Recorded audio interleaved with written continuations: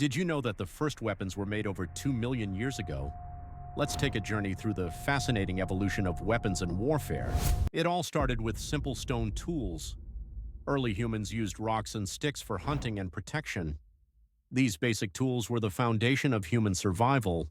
Fast forward to ancient civilizations, and you'll see the creation of more sophisticated weapons like spears, bows, and arrows.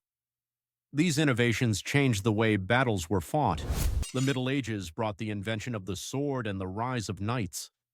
Armor and shields became essential for defense, leading to epic battles on horseback. Then came the discovery of gunpowder in China.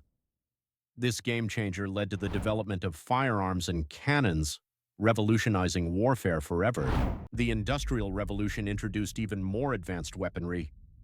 Machine guns, tanks, and airplanes transformed the battlefields of the 20th century. Today, modern warfare includes high-tech weapons like drones and cyber warfare. The evolution of weapons continues to shape our world. From stones to drones, the journey of weapons and warfare is a testament to human ingenuity and the relentless pursuit of power and protection.